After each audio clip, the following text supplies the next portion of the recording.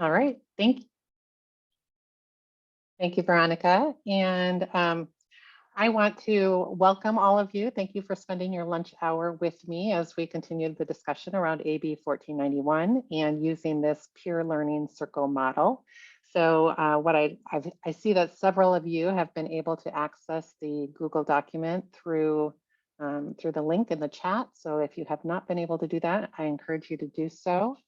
And the agenda is right there in the Google document as well. So we're going to start with some quick welcome and introductions and talking about maybe some additional questions that you would like to explore around this AB 1491 conversation and legislation. And then we're going to talk a little bit about what a PLC is and what it is not. And then go ahead and jump right into the discussion questions. Thank you very much to those of you who submitted questions via the Google form. We have 10 questions that we're going to try and address to some degree today in the next hour. And I'll be encouraging you to write maybe your knowledge or experience or thoughts or ideas around AB 1491 and how consortium leads are able to support their members with the AB 1491 transition. And then we'll do a quick wrap up and next steps, and we'll ask for feedback from you about whether you feel like it would be beneficial to have further PLCs or training related to AB 1491. So thank you so much. I see that people are typing their names, where you work, your role, and if you have any questions, one question you hope to explore today. So I'll give you a couple additional minutes to do that. If you're having trouble finding space, just click down a few lines and just add your name. I know there's quite a few of us, more than 60 on the call today, so it's a great turnout.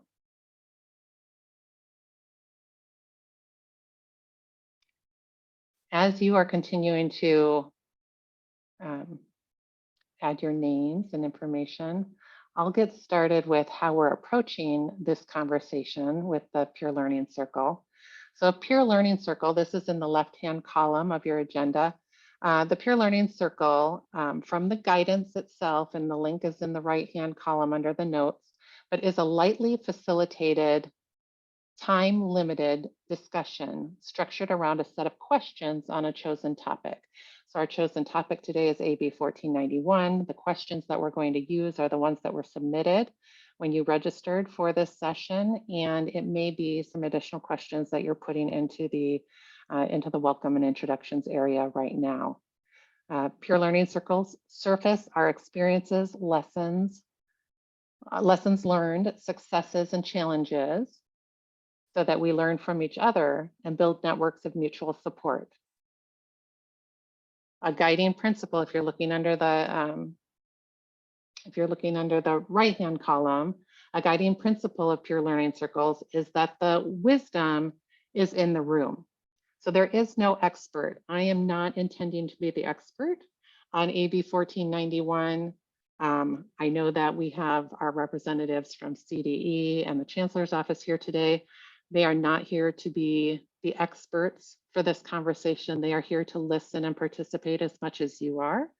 And so we're really looking to the field and this group as a whole to be the wisdom in the room, to be the ones that are kind of providing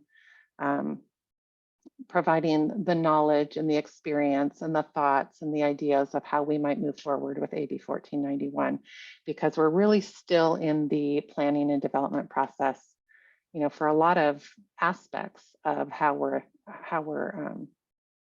going to take this carryover legislation and use it within our consortia. So before beginning the discussion, we're going to review the questions below that are in the section that starts at 12:10. We'll take a few minutes at the start for everyone to type responses in the right-hand column. If you have some thoughts about a particular question, you can write it in the right-hand column. And then we'll discuss the questions that have the highest interest. Maybe there's a lot of responses, written responses, and that will help me to know which which questions are kind of most relevant for you. And then at the end, we'll share some top takeaways and see if we have any questions that we want to follow up with in another PLC, and then we'll be on our way for the day. Okay, let me come back up quickly on mine to see. So thank you so much. I'm not seeing too many questions here. But thank you for putting your names and where you're from and your role.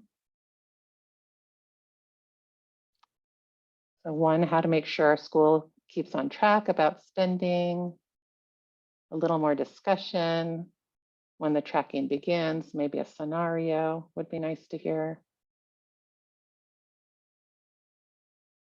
Good. All right, keep them coming. How many consortia are choosing to put a percentage in NOVA? How much, why or why not? That's a good question. Okay. All right, so let's look at the section that we're going to start with the questions that were submitted prior to today. And we'll see how far we get with the ones that are currently in the welcome and introduction area. If we don't get to all of them, we will make a list of those questions and find a way to address them either in a further PLC or in some other way. We will make sure that Cape TAP is able to be responding to the questions. So if you could all now jump to the section that says 1210, and then it says discussion. As a consortium leader, how can I provide AB 1491 support? And the 10 questions below that are the questions that we're going to discuss today. And I see some people have started in the right-hand column with providing maybe some resources that you have, some knowledge that you have on the topic, some experience, some thoughts, some wonderings.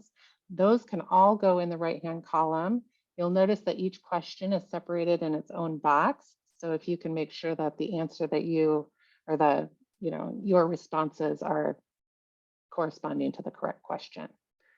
So one of the questions, and I'm just going to read them through. While I'm reading them, you can take the time to be filling out the right-hand column if you want to. So the first question we got was, please provide examples of exemplary governance bylaws to review, specifically around member allocations over 20%, but where a consortium may not be, and/or any best practices or words of wisdom are appreciated. Okay. And then what is the best way to incorporate new information into bylaws? The next question is, my consortium will start monitoring expenditures after Q2, March 24. Will Cape TAP offer any type of technical assistance to members or consortia during the 23-24 fiscal year related to AB 1491? Or should we expect Cape technical assistance to kick in for 24-25?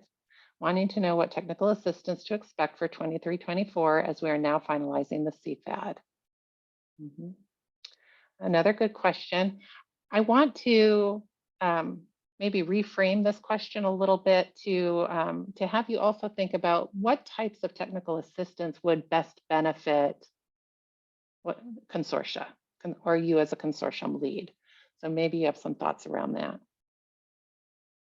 The next question, if we choose to add an excessive carryover amount in NOVA, planning on 20% for members for 23-24, will it be a red flag or cause a problem since AB 1491 won't be implemented until the following year? It would be helpful consortium knowledge in order to see what everyone looks like prior to full implementation. I would like members to see potential problems in NOVA before they become a real problem, but don't want to confuse them by doing this in advance.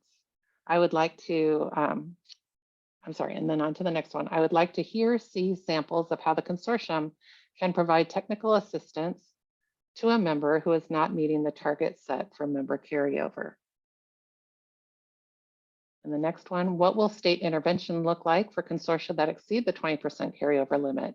If the consortium can justify this carryover, such as a capital project, will that satisfy the state and exempt the consortium from doing action plans, reports, etc.? Does the state realize that other state and federal funds have been available during COVID and these were used in place of some CAPE funds, thus creating more carryover than usual? The next, if an agency has future plans for funding, for example, construction, new CTE programs, can they submit a plan to the consortia to justify a carryover balance? And if the enforcement of this is left up to individual consortia, how is this any different than it is now? There needs to be some teeth in this. Given a statewide teacher shortage, how might the state review carryovers larger than 20% through this lens? For instance, hiring across roles has been difficult, resulting in members who have large carryovers in a given year than planned. Will the state take this into consideration? How will AB 1491 impact our ESL, ABE, ASC, and CTE learners and their gains and outcomes? Will there be an increase in funding for CTE programs with industry licensing? And the final question was, how much time do we have to spend the surplus that carries over 20%? Okay.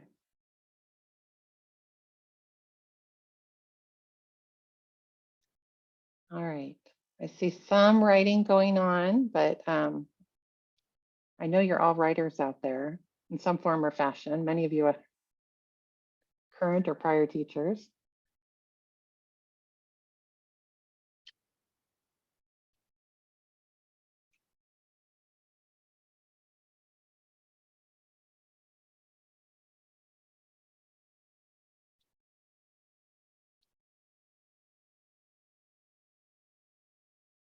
Okay.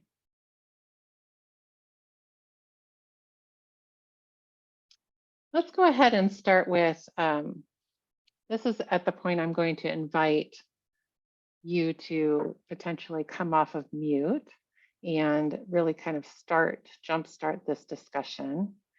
So let's start here where it looks like we have a couple of responses. Again, if you have thoughts on this, I want to encourage you to put your thoughts in the box. This is the collective wisdom. It's not the wisdom of one person. So whatever you're putting, down as notes or ideas, you don't necessarily, need to attach your name with it per se, unless you want to, but these could be simply ideas of what you would like to see, or what your thoughts are, or how you interpret something. So certainly feel like you're in a safe space to be able to just kind of put something out there regarding what you're thinking for some of these questions. So the question is, my consortium will start monitoring expenditures after Q2, March 2024. Will Cape TAP offer any type of technical assistance to members or consortia during the 23-24 fiscal year related to AB 1491? Or should we expect Cape technical assistance to kick in for 24-25? Wanting to know what technical assistance to expect for 23-24 as we are now finalizing the CFAD. And one of the responses, one was, yes, TAP will be offering TA throughout the year. Another person said, I would like to see TAP offering guidance on the best ways for members to monitor their finances, carryover, and goals. What else? What would you like to see if you were to have additional guidance or technical assistance? What would that look like? What would you be expecting to see?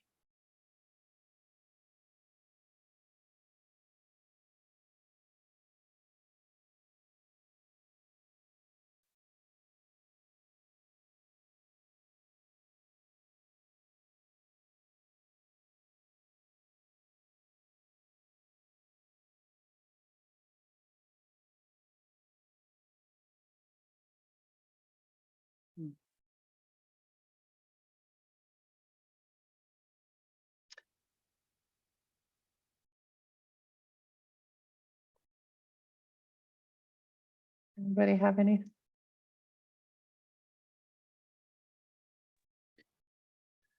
Can you rephrase that question, Renee? Sure, I can. It seems like people are, some of the people on the call are interested in technical assistance from the state or from Cape TAP what types of technical assistance would you want to see? What type of technical assistance do you feel would help? And I it could think in be, terms it of, may be different. Go ahead. yeah, in terms of like 1498 and stuff. I mean, 1481. I think collectively we're doing a really good job in centralizing that level of information. I think it's important to in Nova to kind of understand, at least gain clarity, in my opinion, what happens when we do the 20%. I hear that the state will not take back the funds if we go over the 20%, but what's the expenditure timeline for that? And I know that we also have sort of like a corrective action plan, but clarity says what that carryover will still be. Can we use the same timelines that we're currently using for Q1, Q2, Q3, Q4? And how is that going to be reflective in Nova? So that once we have a peace of mind and going back to our membership and saying, okay, we've included a correction action plan, we're at 25% carryover. However, in the action plan, we have action steps on how we're going to, expend the 5%, but is the timeline, like say, for example, we have 6 months to spend, or is that something that's going to be guided or determined? I want to say guided, but determined by the state and say you have 6 months to spend the 5%, or does it just carry over just like the rest? And then you have until the next quarter system. So trying to get clarity on that would be very helpful. All right, good. So you're looking for when a consortium is, exceeds that 20% on an annual basis, is it still within that 30-month time frame for spending down the money, or is it a shorter or varied timeline? Yeah, or is the state going to determine that, or can we have the local decision to do that and then kind of report that back to the state through Nova? Good. So I would encourage, does anybody want to respond to that? Neil, I see your hand up. Go ahead, Neil. Okay, so it's a state question, right? This isn't a member question, right? It's a state 20% at the consortium level, correct? Correct. Yeah. So the way that works is starting at the end of this year, when you certify Q4, then that will start the clock for tracking expenditures against that 20% during the 23-24 year. At the end of that year, if you are over the 20%, you will submit a written expenditure plan. We'll review, possibly provide additional technical assistance, and you'll have a year to get back under that 20%. At the end of the year, if you're still over 20%, you'll go back into the written expenditure plan, AKA corrective action, and we'll do this process over again until you get under the 20%. So the 20% timeline is that 12 months after you submit, or the year that you submit your expenditure plan, showing how you're going to get back under it, or you plead your case that you have other things going on. State looks at that, and then you work on that throughout the year. State provides technical assistance and things like that. Does that make sense? Yeah. Yes, Neil. Okay.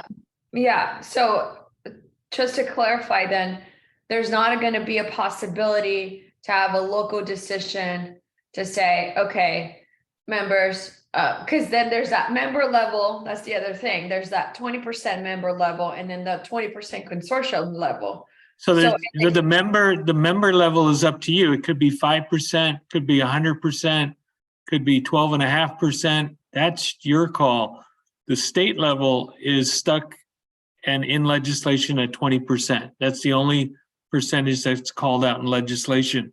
So really, we're just sticking to the 20%. It's up to you guys if you want to have a member excessive percentage, you can do that, or you can opt not to, but that's on you, and that's for you to enforce and to write the bylaws and all that good stuff for.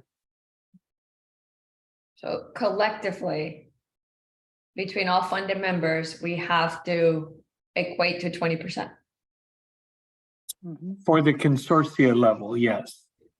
And that's what the state's monitoring. Okay. Got it. Thank you. Sure. Mhm. I'm going to jump to another question. Let's look at the one that says, I would like to hear or see samples of how the consortium can provide technical assistance to a member who is not meeting the targets set for member carryover. So this is really asking you as consortium leads, what are you going to do to monitor and provide technical assistance and support to your members? Any thoughts on that? How you're going to address that? Or maybe what you need from TAP or the Cape office to be able to do that? Again, I'm inviting any of you to come off of mute. Or you're welcome to write in the box.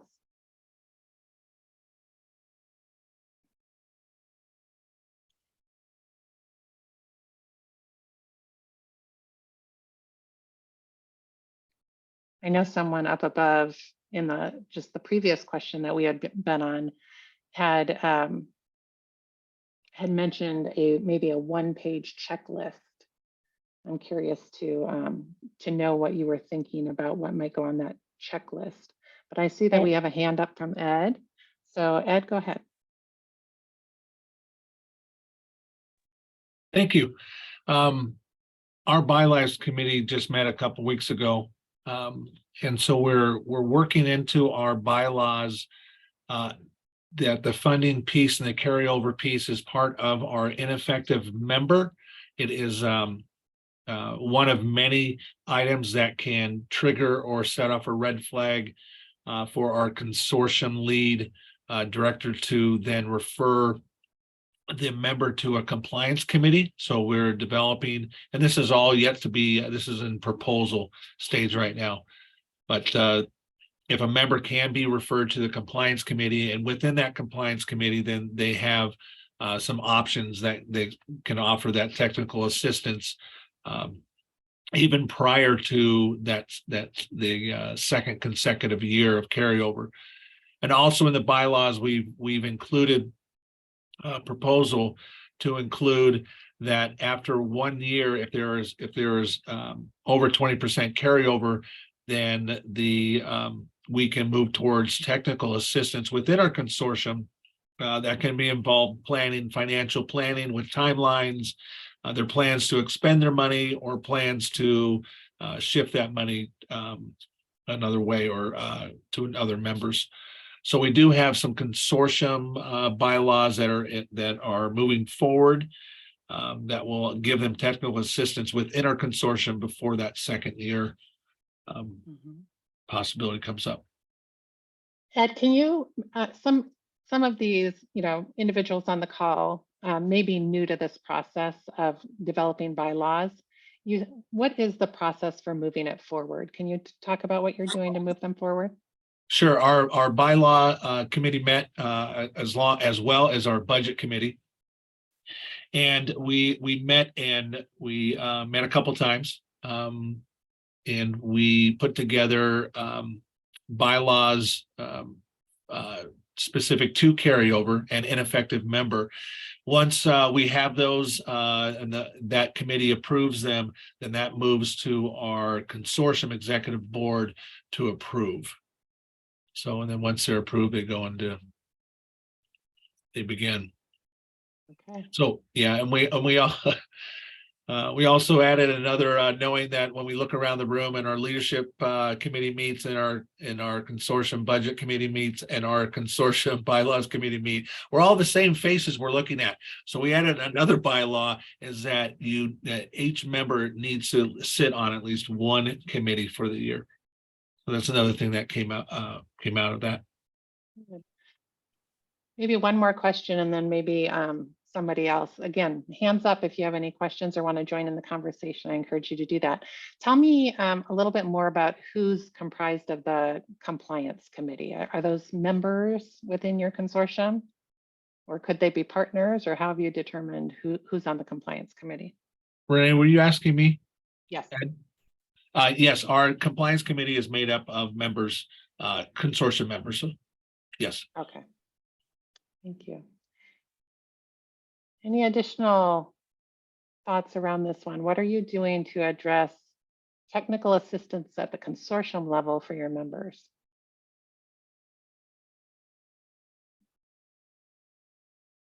I've got another written response. We are a fiscal agent and have a fiscal manager who can work with a member who is having trouble spending their funds, but ultimately this is a district decision.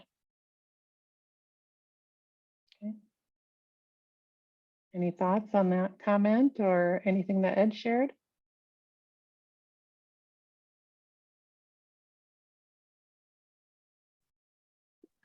Renee, this is Shannon. Shannon. I was just thinking, it's not exactly an answer to this question, but it kind of relates. So about a year or two ago, we decided to use a 15% threshold, but we do it every December and we come together at our meeting to see whoever's over 15% carryover can do either an allocation amendment, or if they have a spending plan already, they can do that. But we come together as member representatives to discuss how to get that down. And so you're doing that in December of the first year that you have that money, or in the second year? So every December. So Okay. we have an example in our bylaws. So for instance, I think our bylaws say, so if a member has $100,000 the first year of the funding cycle, we come together in December, and if they had carryover from the previous year over 15%, we look at that and decide if we need to move money to a different site who is spending their money. Mm-hmm. And then they can choose not to as well. So then we go on, and then the following year, we do the same thing in December. The reason it came up was one of our sites was not spending their funds, and we knew that March deadline was coming up to spend funds before it would go back to the state. Mm-hmm. So we decided to do that. Now we only started this maybe a year or two ago, so we haven't really had to utilize like voting to move members' funds around, but we were starting the process because we kind of knew AB 1491 was coming. Mm-hmm. What a great idea to be, jumping on it early and having those conversations. It really does come down to communication. And then sharing. one other thing about that is, if we had decided to vote to move a member's funds twice, there is a possibility that we decide that that would be included as a member not being effective. Mm-hmm. And if that's the case, then they could vote to actually reduce an annual allocation. Okay. So I'm hearing a lot about ineffective members, bylaws are being updated, and good. I have seen Neil, your hand is up. Yeah, Shannon brings up a good point that there are some consortia out there that already have existing bylaws that govern members' expenditures. And those are fine because the 1491 is specific to member ineffectiveness, and it's called out in a specific ed code. That doesn't, supersede or, make you have to change what you're doing. If you have bylaws that govern your spending, and it may or may not be related to the carryover, it may just be related to spending, and that's fine. You can go along with that, and you can have December or August or whatever dates. But if you're going to follow the 1491 as part of the Ed Code 84.9, I think it's 1.3, might be mistaken on that one. But if you do, then you have to follow those guidelines, but that's specific to member ineffectiveness. So just so people are aware that there's many ways and many bylaws out there, and that you can do many different things as long as your membership is in agreement and you make these bylaws. It's just that if you start tipping into the ed code, then you do have to follow it. But I think you can keep it separate if you have an existing process that stays clear of the whole ineffective member business. Hopefully that made sense, but I'm just trying to show that there are some different lanes here. Mhm. How about those of you that don't have a fiscal agent and that you're direct funded? What are you doing to assist your members with staying on track? Any examples out there?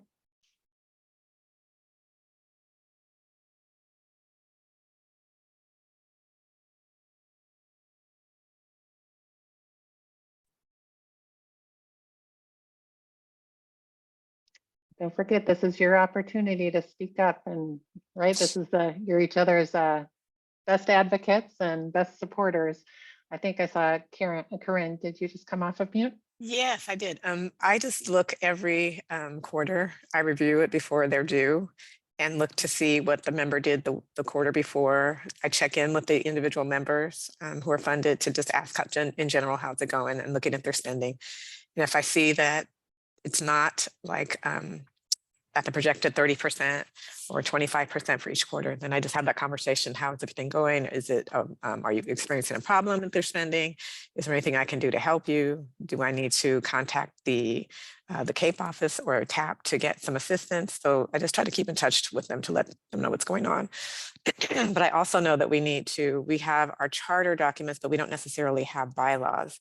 So I have assisted churches in establishing separate 501c3 so that they could go after grant funding. And so I have several samples that I'm redacting so that I'm bringing to our Excel co-directors and our leadership team so that we can actually formally decide to implement bylaws for ourselves. And then put that in as a bylaw in there as to how effective membership, about what do we want to do? Is it 15%? Is it 20%? How are we going to do that to get their input and buy-in on that one? So we'll be working on our bylaws, I'm sure, for about a year or so. I mean, it takes time, but at least we'll have something to look through. And then I'm also getting samples of other consortia bylaws so they can have a comparison so that we thoroughly understand it. That's great. How are you getting those bylaws? I'm sure some of the people on the call want to know that. Oh, I worked in my previous job as a director for the American Diabetes Association. I had over 65 churches that I worked with in administering programs, and most of them wanted to go after grant money. So I've helped over 35 of those churches go through the process of establishing their 501c3. Of doing the paperwork, of going through the process of the bylaws that came as the standard redacted ones for the public benefit corporation, and then help them to amend them based on what their church trustees wanted and things like that, and their attorney, but just doing those recommendations. So I still have copies of all of those. So I'm just. So that's where you're having a lot of help. And then you also mentioned that you have some access to some consortia. Yeah, some consortia have been so helpful in sharing their bylaws with me and the processes. So I'm waiting for a new co-director representing the college. And as soon as we have that person established, and that'll be the first thing we'll talk about, is that how would you like to proceed? So what would be the process? And then narrow it down, because they don't need to see a lot. You get to looking at too many bylaws, it makes you crazy. But I'm going to let them see the one that is the standard one if you were going to do your starting a new corporation, just the standard annotated bylaws, and then work from there, and then start doing some comparisons. I'd be happy to share the normal annotated ones that a general public benefit corporation would use. That would be acceptable for the federal government and for the state of California. That would be great, Corinne. Thank you. And I do want to just take this minute to encourage people, if you have bylaws that are already developed and you don't mind sharing those as a resource for others that are on this call potentially, you can either drop a link in or send them to Cape Tap, and we can make sure to put together basically a resource binder of sorts, supporting AB 1491. Nancy, I see that your hand has been up.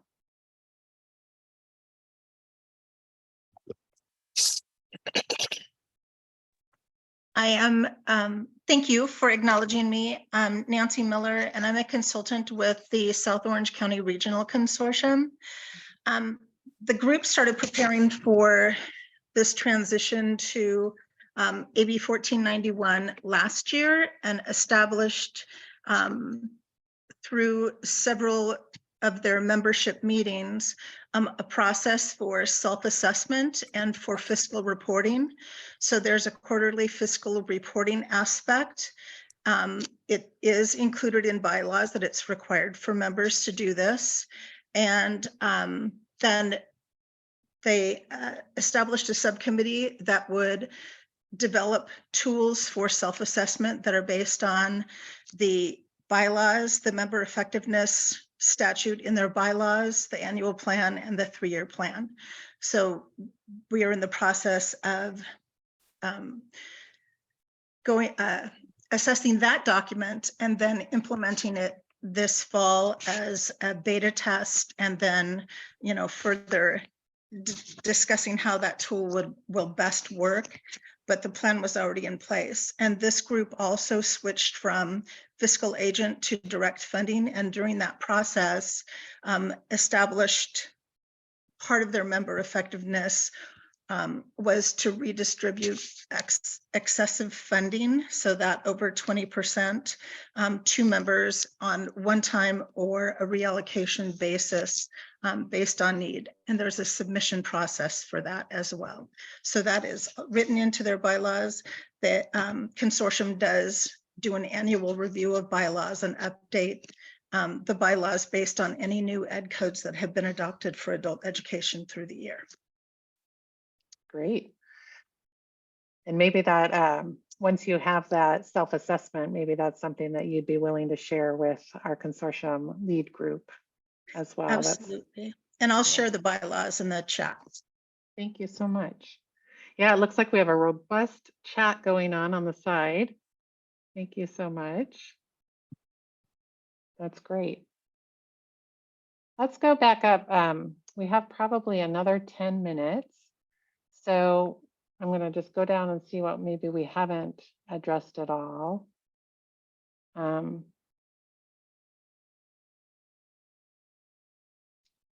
If we choose to add an excessive carryover amount in NOVA, planning on 20% for members for 23-24, will it be a red flag or cause a problem since AB 1491 won't be implemented until the following year? It would be helpful consortium knowledge in order to see what everything looks like prior to full implementation. How about some of you who are planning to implement some type of excessive carryover on NOVA, or maybe tracking it on your own this year? What does that look like for you? And do you feel like there are any red flags associated with it?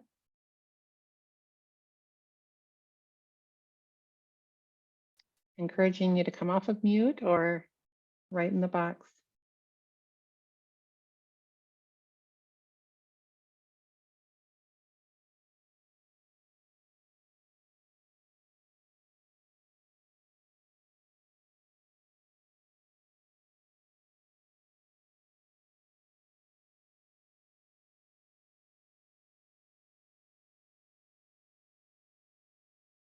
Neil had said NOVA will begin tracking carryover once we finish the 22-23 quarter 4 expenditure report. It will be tracked at the consortium level, and if you choose a member level, it will track that as well. Any That was thoughts? actually my question. Go ahead, Sherry. Yeah, it was my question. And basically, I wanted to, there's in NOVA, there's a little button now we can push whether to put, and then put the percentage for the member carryover. So we put 20%. My question, maybe it was a little confusing. Is it going to mess anything up if I do it at the end of the year? Because I chose that. I mean, I just really want to see, since we're starting to track, but I want to see what it's going to look like at the end. And then of course, notify our members along the way of their progress. So just, it's basically, is it going to mess anything up if I do it this way, since it's not in effect yet? because it's a new thing in Nova. Right. So you're trying to use some of the new tools that are being developed by product ops, I guess, in Nova. And yeah. Any thoughts on that? I know that we're still developing. I don't know that we can say for sure, but I don't think that the intention is that they would be a concern. But any other thoughts on others who are thinking about using Nova to start tracking now?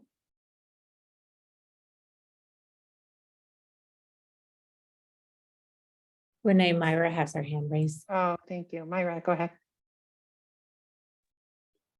Yeah, so just to address Sherry's question. So yeah, the percent threshold tool is now available in CFAD. Don't be alarmed. It's not, we're still supposed to have a webinar working on setting the date for that, probably around May. Once we roll out the tools in Nova to track the carryover for AB 1491.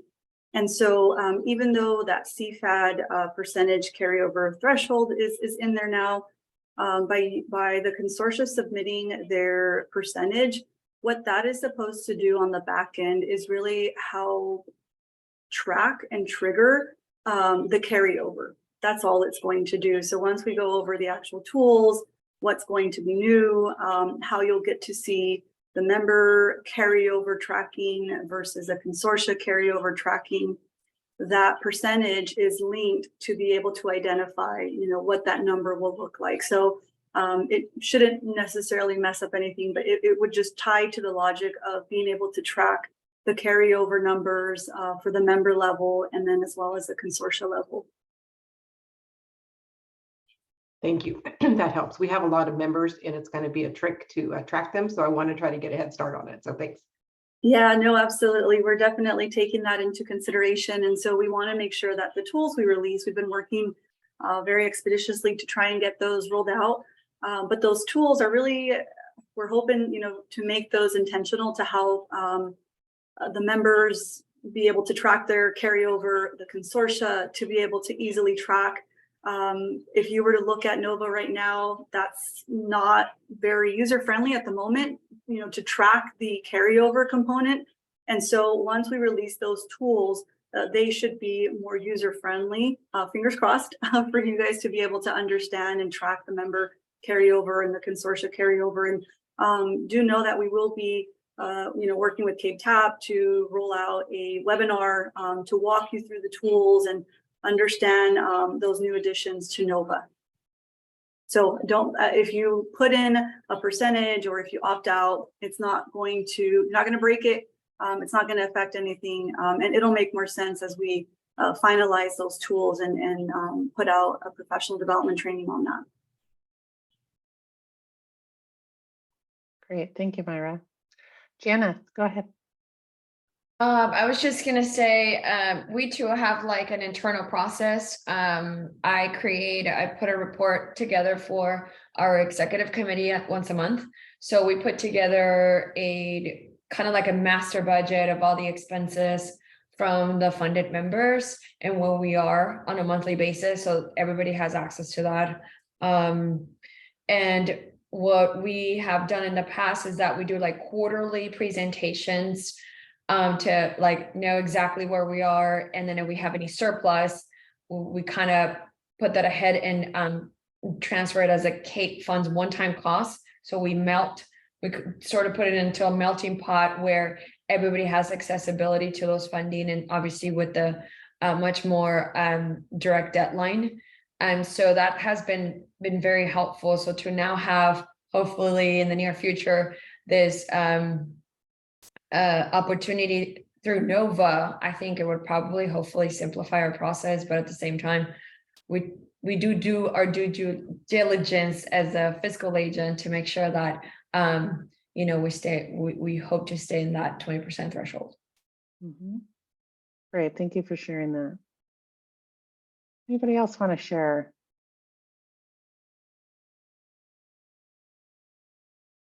I'm thinking that we've answered a lot of these questions. I don't know if anybody has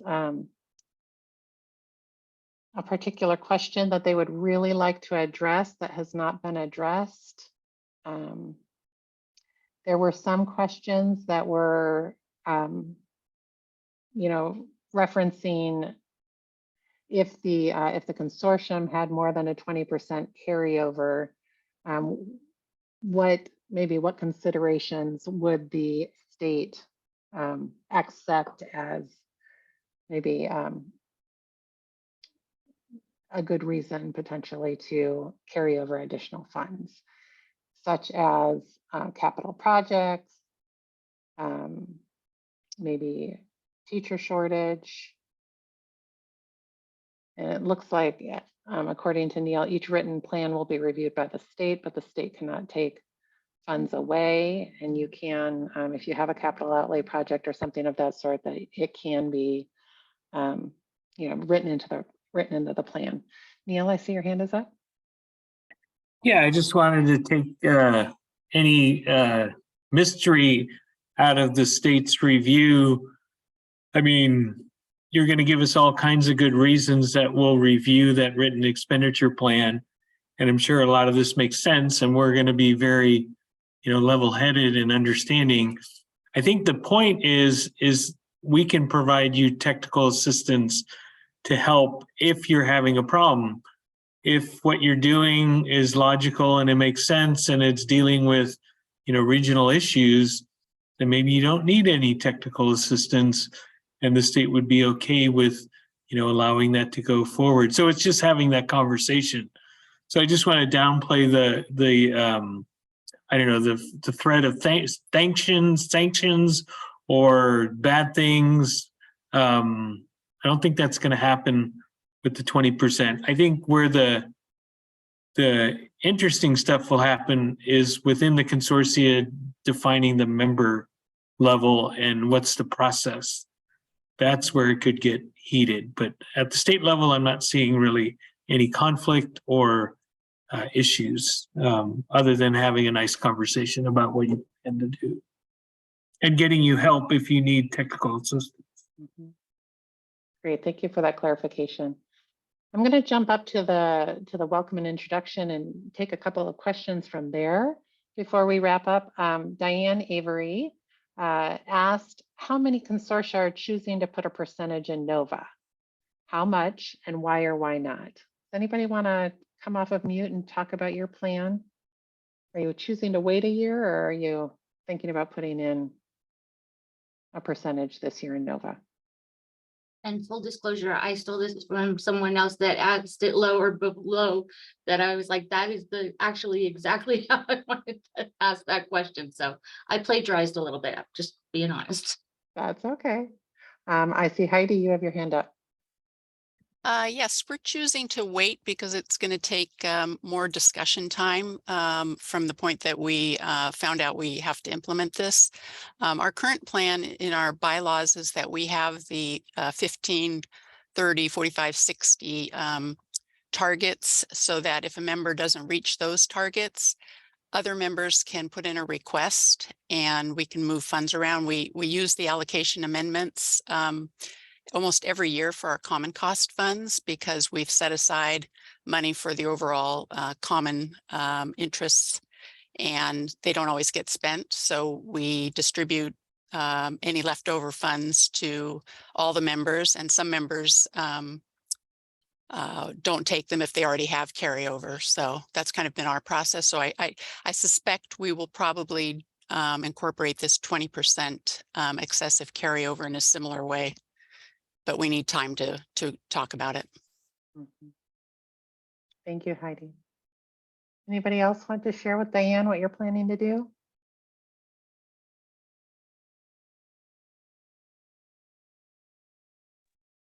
We're doing the 20% from the get-go, and the reason being for 20% is because the members have heard 20%, 20%, 20%, so we're not going to confuse them.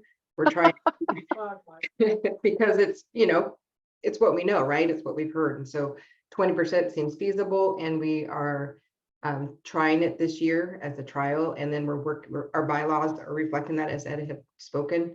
And we're just going to see what happens. That's why I want the trial. Kind of was asking about that NOVA in the CFAD, that box, to see how it's all going to play out. Sherry, can I ask, when you do the 20%, are you going to do 20% for each member? Or I know we've been having discussions and one was to have 10% for each. And I wasn't sure exactly if we should just do 20% across the board for a consortium and as members, or a different one for each member. I don't think we're able to do that in Nova, the Okay. 20, so we have to do straight across the board for each member, and we're just keeping it consistent. Perfect. Thank you so much. Any last comments on this particular question? Carla, did I see you come off a mute? Oh, guess not. Okay. All right. Well, I want to thank you for really engaging with us either in the chat, coming off of mute, writing into our Google form. I want you to, if you can, please scroll to the end of the document. And there are 3 questions there that 4 questions actually, that I would like to encourage you to complete. And the first is, what was the most useful takeaway from this discussion? And I do want to say we had quite a large group, and typically the peer learning circle model would probably not have all of us in one room together. We would often be in breakout groups. But if you want to comment on that, whether you like the idea of staying together as a larger group, or you think that you would be able to maybe have more opportunities to interact with folks if you were in breakout groups, we encourage that kind of feedback. But anyhow, what was the most useful takeaway from this discussion? If you can go ahead and just fill that in the Google document. What questions do you have for future exploration? We'll certainly go through this document and make sure that we've captured them all, but if there are others that you still have that are lingering, please go ahead and add them. And then if you'd like to participate in the future learning circles on this topic, you can just, either put your name or yes. And then if you have any additional questions, we encourage those too. So you have about five additional minutes to come off of mute and ask any additional questions that you would like to as we're closing, but also take the time, please, to complete those questions in the document.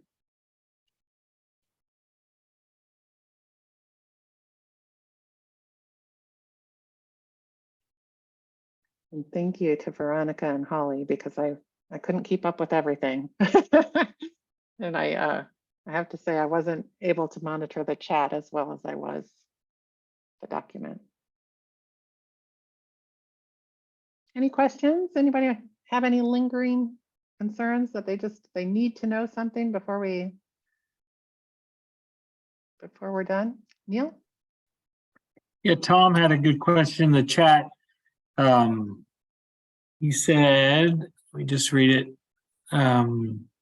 Does the definition of ineffective member relate solely to incurring carryover above 20% in a given year, or are other performance measures considered? So when you look at that ed code, right now, the only thing that we have defined as ineffective member is the carryover in the ed code. Now, that doesn't prevent the consortia from going a little deeper and defining ineffective member via performance outcomes, but that would be up to the consortium because that's not an ed code. But currently, right now, the ed code only defines ineffective member as it relates to carryover. It's a little vague on anything else related to ineffective member. So I hope that helps. Thank you, Neil. Thank you. I'm seeing a lot of people say that they would like another PLC, but I'm not seeing any questions for future exploration. And a lot of the PLC model relies on those questions. So if you have any, please pop them in there. That would be helpful for us in setting up a new PLC.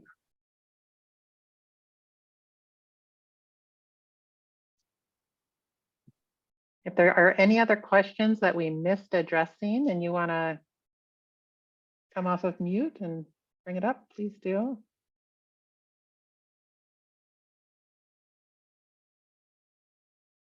Renee, I wanted to, maybe I missed it because I was answering the chat. Myra, there's comments in the chat about separating out in Nova the consortia level expenses or consortia level budget.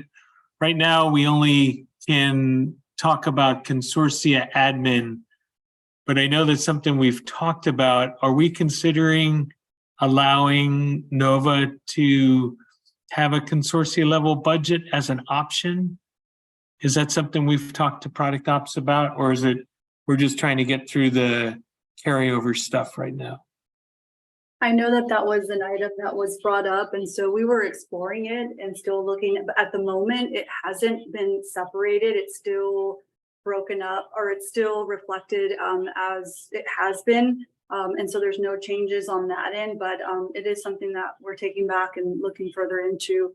But just know that at the moment, no, it's not divided. It's not separated. Okay, thank you.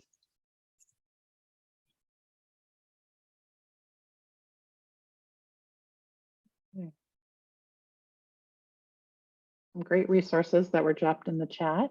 Emma, I see your hand.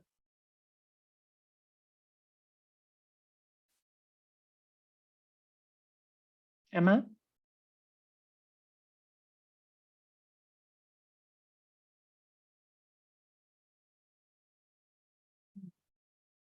Not sure if she's still there. Emma?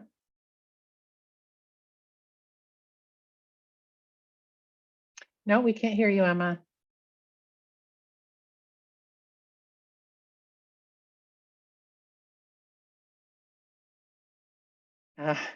The darn new computers, they always get us. No problem. All right, there are a couple questions going in the chat. What are some of the reasons for carryover and how can we stay ahead of them?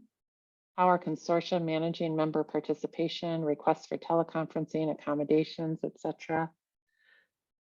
These are great. Myra, I see your hand. Yeah, so just wanted to address the comment I made in the chat and Sherry's follow-up feedback. So in Nova, you are able to enter the percentage. And as I previously mentioned, so what that's going to do, because it's tied to the CFAD, you won't be able to change it. So that was one of the points that I had made. If you decide, 20%, 15%, or opt out, once you guys sign off on the CFAD, it will stay locked in until next year's CFAD. You'll get to select, whichever percentage you want to, or change, if you don't want to, if you want to opt out at that point for next year, or if you want to change the percentage, you'll have the ability to do that. However, this year, if you input a percentage or opt out, well, let's say you input a percentage, it will start tracking. And so what the tool will do in Nova, it's basically just going to flag and show you that, okay, the members have carryover. So that's what it's going to do. So yeah, definitely still be conscious of, what you guys vote to decide to put in there. It's not going to impact other aspects rather than primarily the tracking that will be taking place. And I think it'll make more sense once we do the webinar tutorial, because you'll see the flags that will be outlined, and it'll trigger and say, okay, this member has AB 1491 carryover. And so when you input that percentage, you'll be able to see those flags get reflected in other screens, other sections in Nova. So I hope that helps clarify. Mm-hmm. I have a follow-up. Oh, Myra, did you have your hand up? Oh, no, I'm sorry. I'll lower it down and then. Okay, I wanted to respond to Emma's question about the fiscal agent holding funds. You have to be, I don't want to be a party pooper, but in Ed Code, the fiscal agent has 45 days to get those funds out to its members. So if the fiscal agent is holding funds longer than the 45 days, you would be in violation of Ed Code. But we don't want you to think, but just letting you know the Ed Code on that one. Okay. Well, and on that note about compliance, I think we're going to wrap it up. I want to just thank you all so much for joining us today over your lunch. And We hope to see you again at another Pure Learning Circle or webinar opportunity with supporting you and the needs that you have in the field. So thank you for being with us, and thank you for all of your engagement, and we'll talk to you soon. Thank you, everyone. Thank you. Thank you.